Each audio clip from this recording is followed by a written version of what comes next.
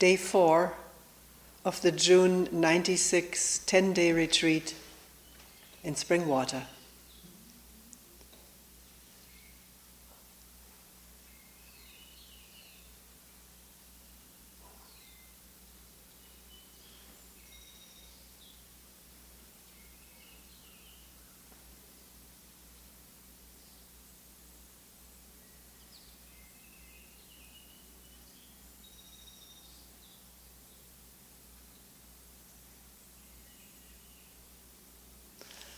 A cloudy and cooler day.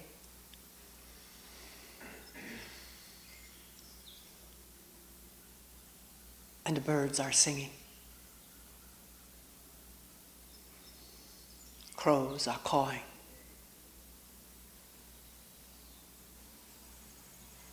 Breath is flowing in and out.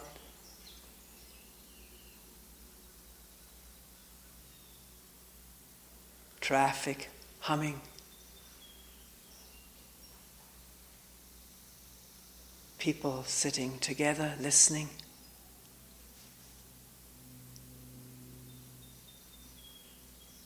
Sound of a plane.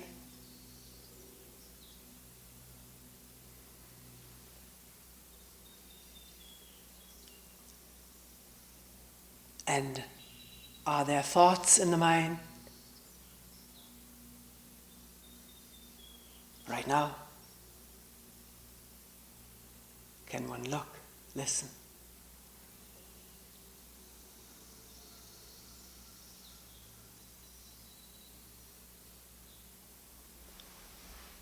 Thoughts about yesterday, tomorrow, me, yesterday, me, tomorrow. Or just this random quality of chattering.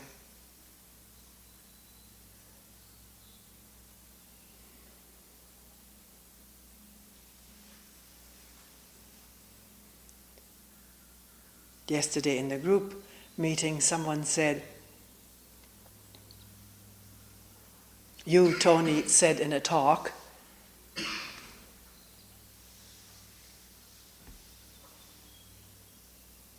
can one just listen to all the ongoings of thought like to the calling of birds?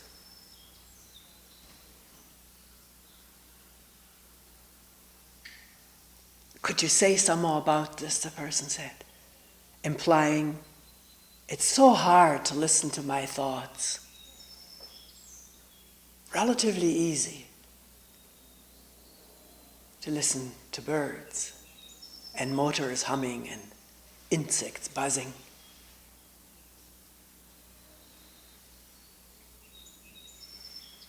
It is easy in a way. We are so outward bound.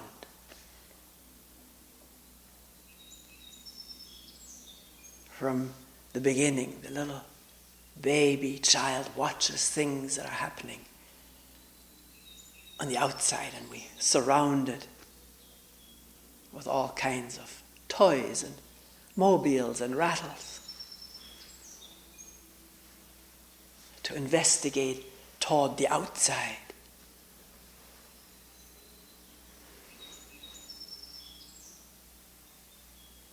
It is not very much in our repertoire to watch inwardly, or rather, see, the words make a lot of difference and can create extra difficulty. So sometimes it's good to find the right word that creates minimum difficulty. So can one say to be more transparent to thoughts and feelings and verbalizations? Injunctions, do this or don't do that. The tapes running to be more perceptive, transparent inwardly. This is what at least part of this work is all about. It is the same awareness. It's not a different awareness toward the outside than toward the inside. And yet it's more difficult, partly because we're not used to it. We're so used to looking, listening, and reacting toward what comes to us from out there.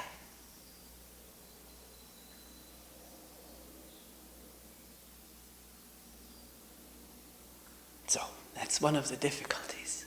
The other difficulty is that unless it is merely random thought, a random chattering, sort of repeating things that, like a child, I remember our granddaughter once, she was little, maybe 2, sitting in the living room, and we were at the dining room table talking. And she would pick up sentences that were said with some emphasis or intensity and would just repeat them. She didn't say, "What did you mean by that?" She just repeated, with the almost like practicing the same inflection. Amazing. This is how we learn, by imitation, this ability of the brain to pick up and copy, repeat, and then incorporating it into our repertoire of expressions without necessarily knowing what it means in a deeper sense. So this goes on in the mind too. One may observe it, have observed it. Random, repetitive chattering, which is easier to watch and be aware of than the heavy stuff, which involves me.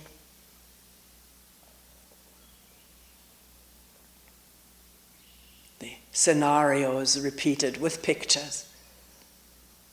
What somebody did to me, or did to cross my ways. And the way we talk about it mobilizes all kinds of stress and tension and anger or resistance. Vendettas, as somebody pointed out yesterday in a meeting, when the energy is low, if a thought comes up that sort of triggers a little vendetta trip, the energy is there again.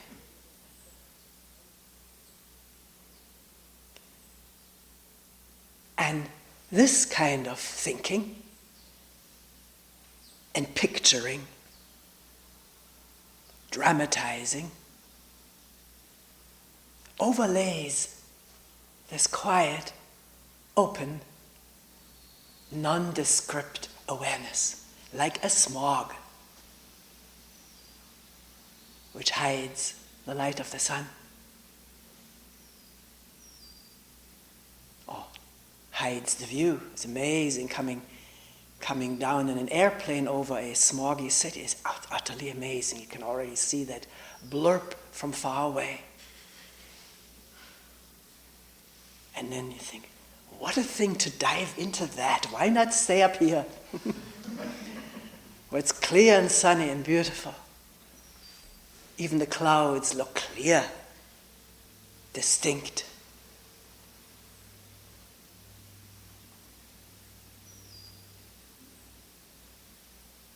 There's also an interesting observation that smog from a distance is more opaque than once you dive into it. You do see more. When you're on the ground, you can detect this or that.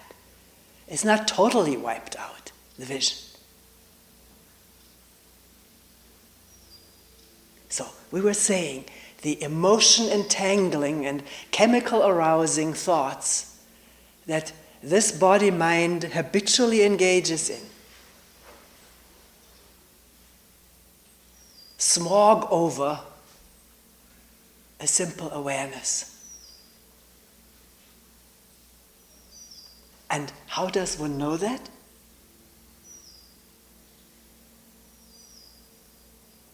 One realizes it when either there was this simple awareness and all of a sudden it's gone. One doesn't realize it's gone. One wakes up again to the smog, into a moment, brief or more stable, extended, doesn't matter, a moment of awareness, and then the realization of the covering of smog, which is now a memory.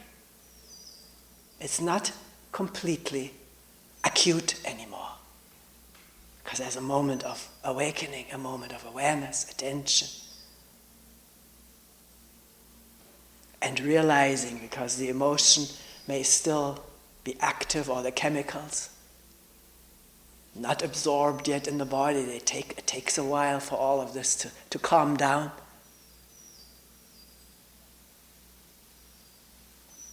But the realization that in that state of emotional entanglement, has very little or no awareness. Everything is overlaid with this upset or anger, resentment, or envy, or pleasure. Pleasurable indulgence in remembrances, anticipations, or just pleasurable scenarios pictured in the mind, and the body reacts to them almost as though it was the real thing, the real situation. So, is it utterly impossible to observe this while it is going on? One has to pose this question to oneself, not just expect the answer from someone else. What good does it do me if somebody says, yes, it's possible? Somebody else says, no, it's impossible. I have to find out myself. Have some spark of interest in whether it's possible to kindle some awareness, or some awareness kindled in the presence of strong emotion.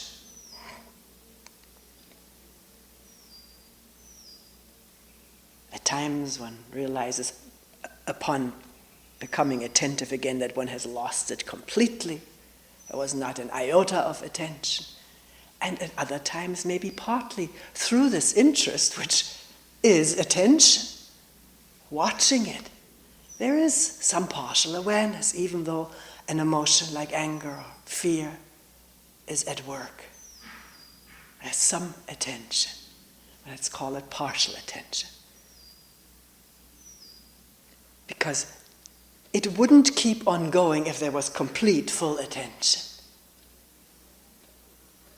So, as long as this thing keeps on going and smoldering and erupting, the attention is partial, if there at all.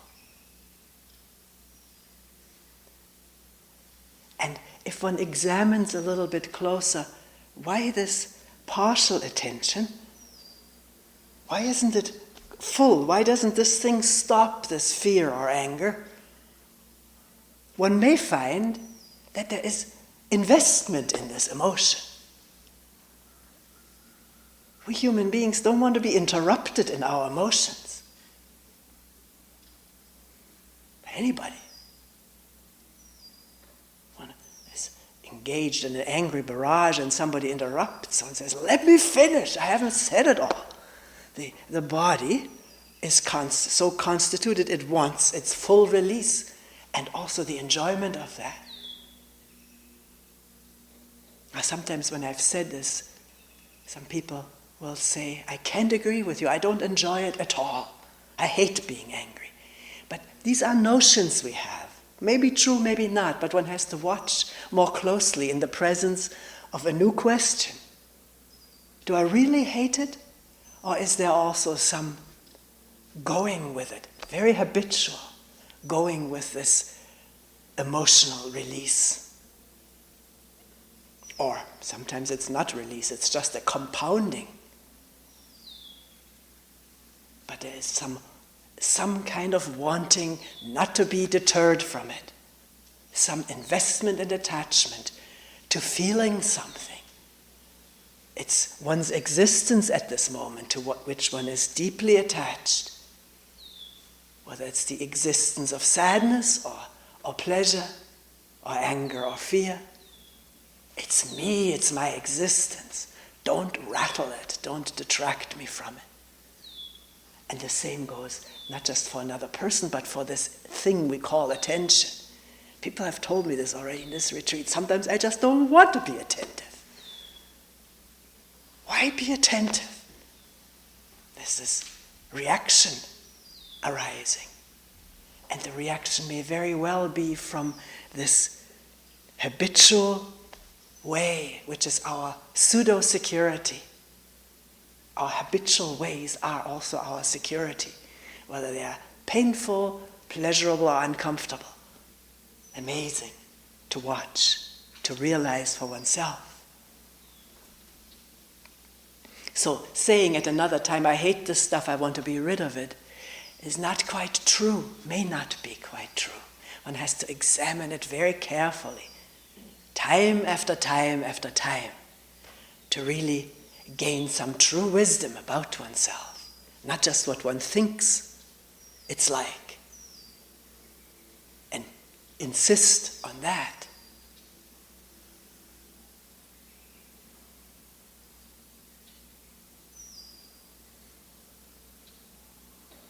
So, with the tremendous lifelong and eon-long investment in our individual, assumed individual existence, with that tremendous attachment, go all kinds of thoughts and their continuity, because the continuity of thought is the continuity of this existence. As I think about myself and emote about myself. This is all sort of difficult stuff. It is in a way, isn't it? But not if one begins to follow it directly. And we have meetings to bring it up again, look at it in a closer, smaller circle, sort of break it up, look at it. Doubt it, comment on it, and then again observe it as it happens. Why this difficulty of awareness of thinking and emoting?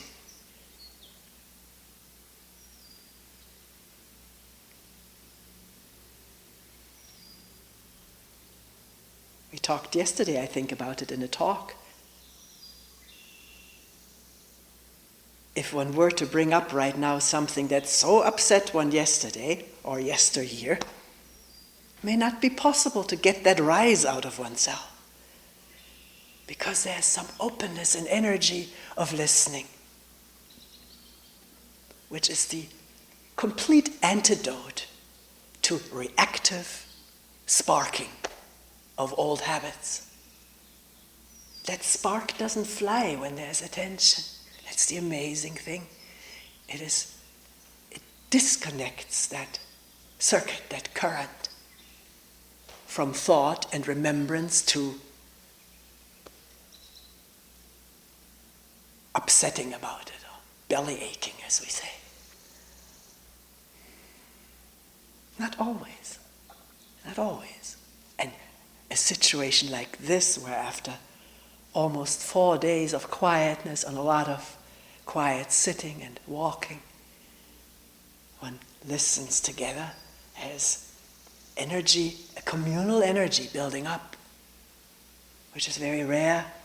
Usually we are engaged in communal dissipation of energy by each one for herself, himself. And of course I'm exaggerating, and not always are we always each one for himself. But this being for myself is that thing that occupies the space in a smoggy-like fashion, shutting out the light of awareness, or the ability to hear the birds or somebody else say something. And with a shrinking of that involvement and investment in oneself, there's more space. It is so simple, so logical, and so difficult, and yet not impossible. So how how does this shrinking of self-involvement take place? Our habitual, conditioned, trained ways are shrink it, to put a new tape in there. Renounce it. Conquer that self. Be done with it. Overcome it. It's bad. And all of this is habitual stuff. Can we begin to recognize it when it starts running, or when it's been running for 5 minutes? To recognize these internal tapes as just that. Habit. Tradition. Not concerning this present moment of birds singing and open listening.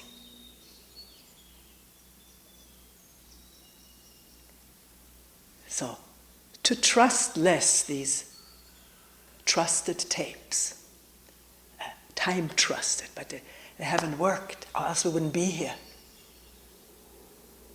If all these internal injunctions, do's and don'ts, would work, we'd all be perfect people, living together in total harmony.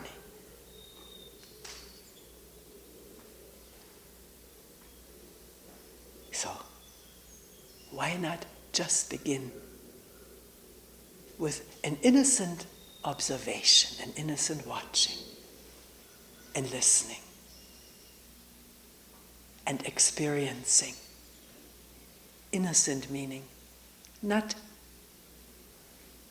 immediately judging what's there to be bad or good, but rather find out what is it, how does it affect the interrelationship or the mood, the well-being of the body. Observe that rather than stamp a word on it, reject it. It doesn't do anything. It doesn't bring clarity and wisdom. Clarity and wisdom only arise out of direct observation.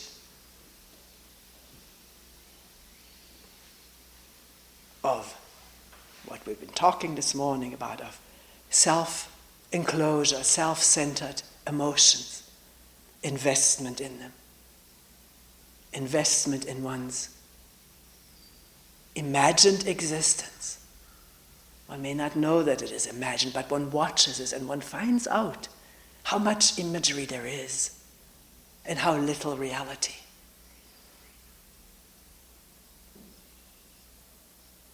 And the consequences of attaching and insisting on a habitual mode just because it is habit and comforting and seemingly secure.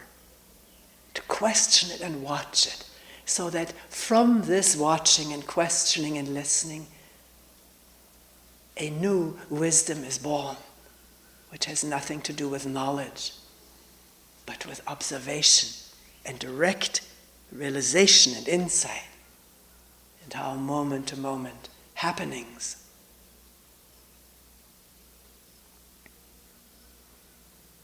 And with such observing, in touchness with ourselves and each other, if it isn't infected by ideals and ideas, free of ideals and ideas, and in touch with what is really going on, there is a shrinkage going on of the importance of this whole self story. Because one understands its burdensomeness, its weight, its pain and suffering. So much of that measured with so little pleasure.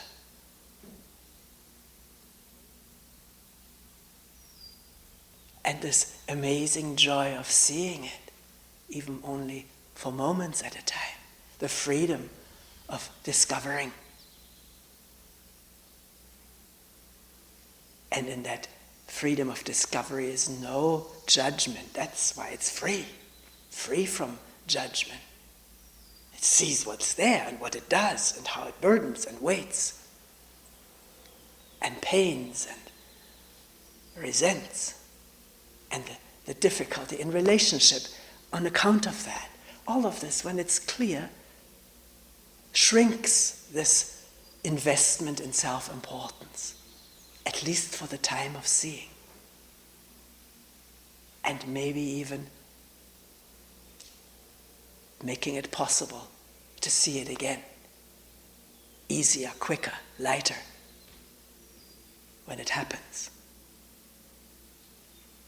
Not that, as far as I'm aware, any one of us will be immune from reacting or with habitual feelings like anger or fear, upset. But it's seen quicker and quicker and quicker and made light of. Not this insistence in, let me have my way here for a while. Because it's understood. This has nothing to do with denial or repression or renunciation. It has to do with realism. To understand the dead-endedness of it. And the unnecessariness of it. Of course, coupled with that is, am I going too fast? Pause for a moment.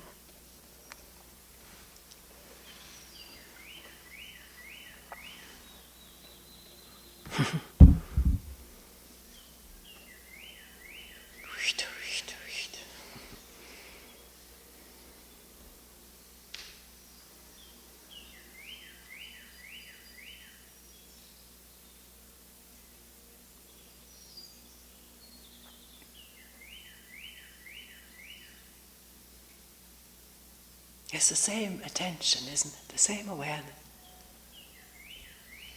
as looking into what binds us and burdens us and frees us.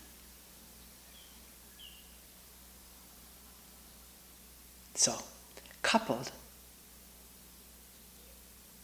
with seeing quicker and quicker that something is happening, that like emotional outburst that doesn't help our relationship, brings regrets later on.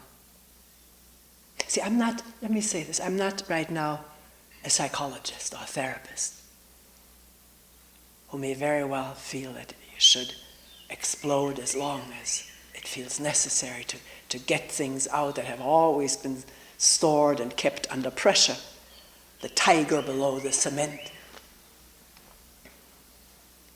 I'm not talking from the therapeutic point of view. There may be a good place for expressing emotions, may be very necessary, if it doesn't become another habit, which easily can. I'm talking right now about a meditative way of living. The reaction has taken place, the explosion has occurred, and there is already some awareness, some insight. So, at this point, if it keeps going, as so many people say, it just, even though there's awareness and attention, it just keeps on going, then let's find out what keeps it going. Not just throw up one's hands. I don't know what keeps it, just has to keep going. No, keep watching. And more likely than not, one will find that a story keeps it going. What thought pictures and says about the occurrence. Like a newspaper article, an editorial, or a novel. It's amazing to listen into these storylines and to see the effect on the body, on the state of well or ill-being.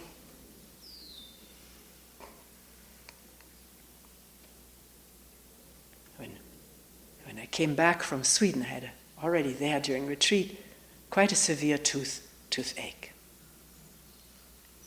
It abated after a while. I was given some antibiotics. sort of held this, what is it called, a cyst or something, abscess, held it a little bit in check. And then going to the dentist here, he said, yeah, there's indeed an abscess.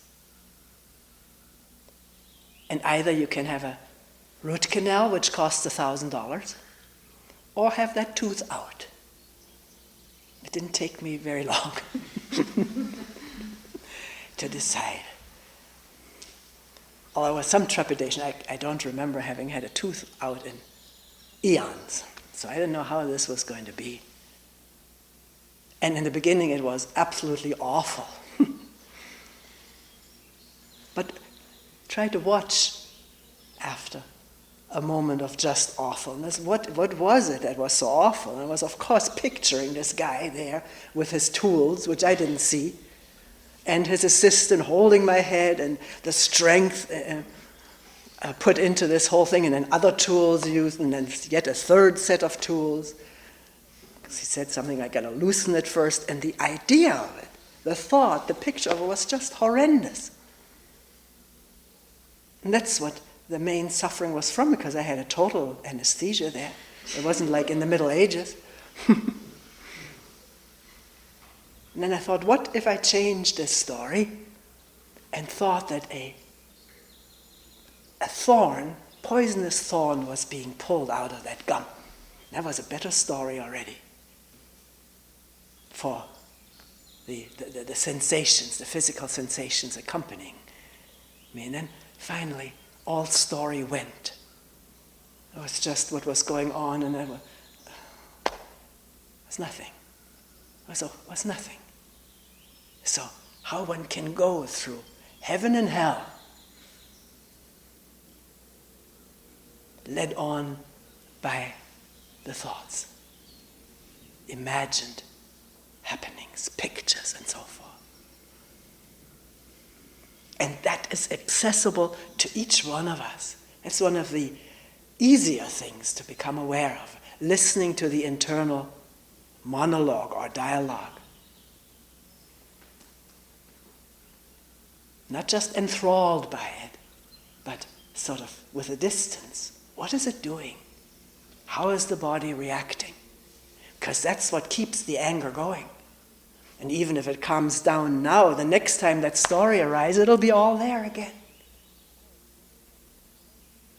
Unless there is this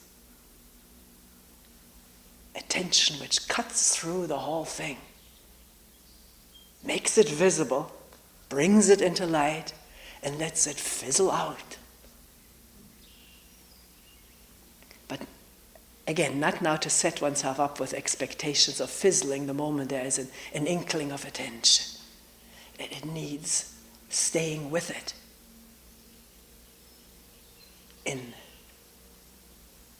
not in an inert way, in an energetic way.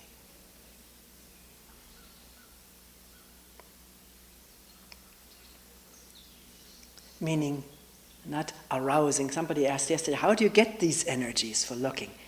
They're there. They just need to gather, not just go into the 10,000 directions of storyline and so forth. How do I look? What is happening to me? Poor me, all of this diversion and dissipation. Let it just gather.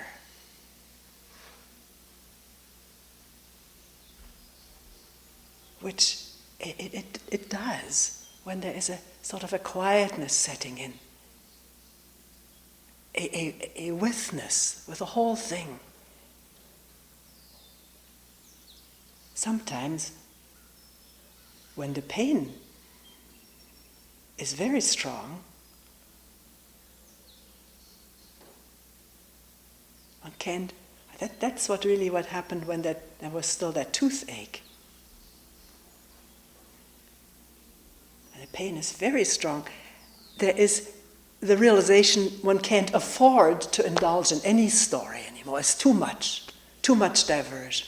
And that's sort of the intelligence, the native intelligence of this body-mind, which animals have. To be with a broken limb and not thrash about after trying and realizing that doesn't work. And we humans thrash about in our imagination what's happening to us or what shouldn't happen to us, and poor me. And then comes a point in which that is too much. It sort of drops off because there's pure energy of awareness in which a pain isn't what it was before, when it was all enhanced and decorated with storyline.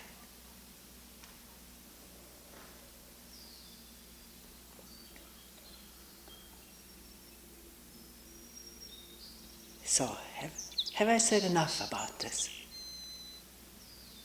I can never say the whole thing, that's clear, isn't it? Afterwards, this occurs to me that I could have said this or that. But we can all add it in our watching, alone and together.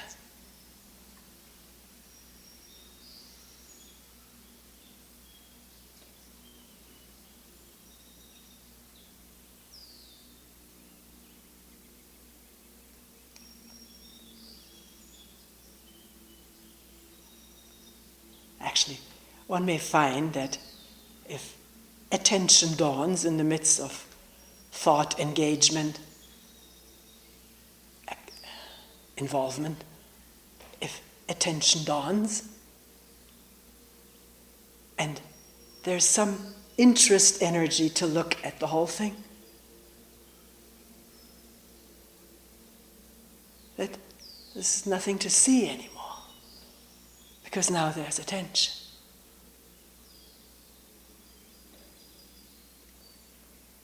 It happens maybe more easily in a retreat than in our daily engagement with each other, which is on such an interactive, emotional, habitual basis. But then again, there are a couple chapters in this book, in this new book, dialoguing with someone who discovered that through years and years and years of arduous sitting, first started for many years at the Zen Center, he found that he was developing a skill out of sort of like zapping thoughts with attention, which did not quite cut it. It did not quite make it in his relationship with friends. He wasn't becoming aware of how he came on, how he reacted, how he was in relationship to women. Because there was this great ability to just sit down if anything uncomfortable happened, upsetting, sit down and zap it all away. Which is a wonderful thing once this works quite reliably. It's marvelous. But it behooves us, since we are human beings in relationship with each other, to look at how we respond to each other or don't, what we do to each other as it happens, or maybe soon after, to become really intimate with our conditioned lives.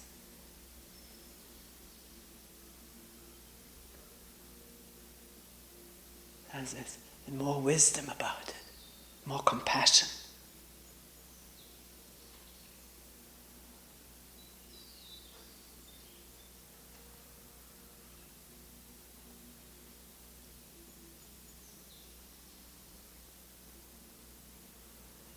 So even though this clearing may operate, and that's a marvelous thing, clearing it all out, yet if this other person say, wait a minute, I want to talk to you about what you did or said, then can one listen so openly, non-defensively, trying to understand what the person is saying, and maybe shedding light together on what's happening for us.